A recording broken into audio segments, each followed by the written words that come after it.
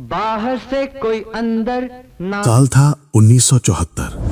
पर्दे पर ऋषि कपूर और डिंपल कपाड़िया की जोड़ी ने जब कदम रखा तो जैसे हर दिल में बिजली सी कौनकी।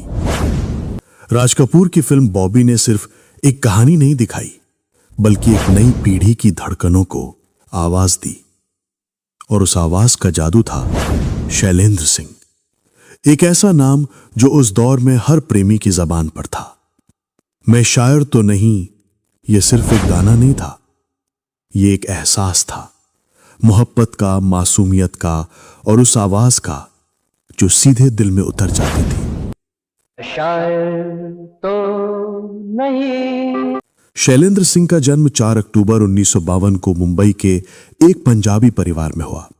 घर में संगीत का माहौल नहीं था, लेकिन उनके अंदर संगीत खुद ब्रीदिंग करता था।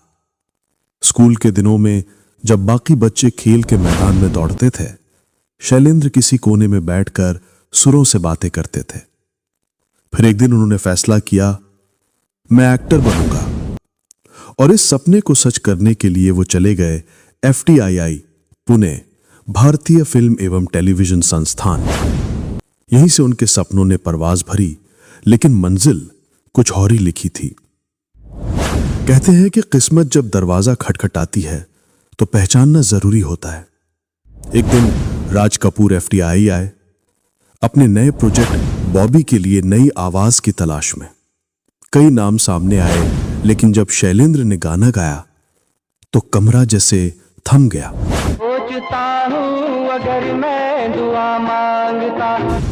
राज कपूर ने कहा, यही है मेरी बॉबी की आवाज, मासूम, सच्ची और दिल से निकली हुई। बस वहीं से शुरू हुई एक ऐसी कहानी जिसने हिंदी सिनेमा के इतिहास में सुनहरा अध्याय लिखा। फिल्म बॉबी रिलीज हुई और हर दिल में गूंजा, मैं शायर तो नहीं।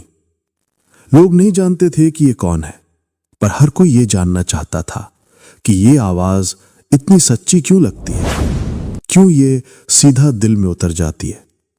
फिर एक के बाद एक गाने आए, झूठ बोले कौवा काटे, हम तुम एक कमरे में बंद हो, तुमको मेरे दिल ने पुकारा, हम आपके हैं कौन और तेरी रब ने बना दी जोड़ी जैसे गीतों ने शैलेंद्र को उस मुकाम पर पहुंचा दिया जहां हर कोई जाना चाहता था।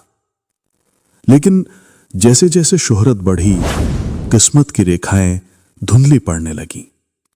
साल 1994 सिंगर की तबीयत अचानक बिगड़ गई। डायबिटीज की वजह से उन्हें अस्पताल में भर्ती होना पड़ा, पर इसी दौरान फैली एक भयानक अफवाह, शैलेंद्र सिंह नहीं रहे। एक अफवाह जिसने उनकी जिंदगी का रुख बदल दिया। कई प्रोड्यूसर, कई डायरेक्टर जो कल तक उनके फोन का इंतजार करते थे, अब फोन उठाना बंद कर चुके थे।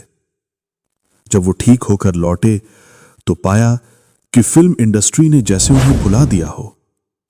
उन्होंने खुद एक इंटरव्यू में कहा था कि मेरी मौत की खबर ने मेरे करियर को सचमुच मार दिया। सोचिए, जिंदा इंसान को मरने की सजा मिल जाए, इससे बड़ा दर्द क्या हो सकता है। धीरे धीरे रोशनी मध्यम पड़ने लगी। मंच के शोर की जगह खामोशी ने ले ली। लोग अब नए चेहरों, नई आवाजों की तरफ बढ़ चुके थे। लेकिन एक कमरे में अपने सुरों के बीच शैलेंद्र आज भी जी रहे थे, उन यादों के साथ, उन गीतों के साथ जिन्होंने कभी लाखों दिलों को धड़काया था। वो कहते थे कि मुझे आज भी यकीन है कि अगर राज कपूर मुझे चुन सकते थे तो कुछ तो बात थी मुझ में।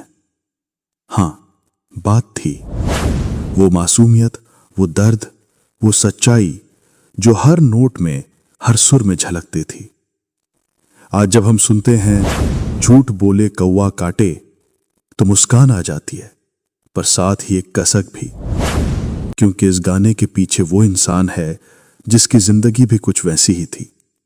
सच बोलने वाला अकेला और झूठ बोलने वाले चारों ओर।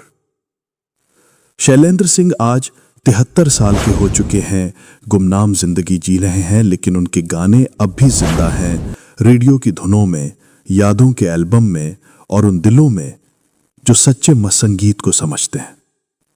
कभी कभी शोहरत की सबसे ऊंची चोटी पर भी किस्मत एक झटका दे देती है। शैलेंद्र सिंह की कहानी यही सिखाती है कि सुरों का जादू अमर होता है, बस लोग बदल जाते हैं।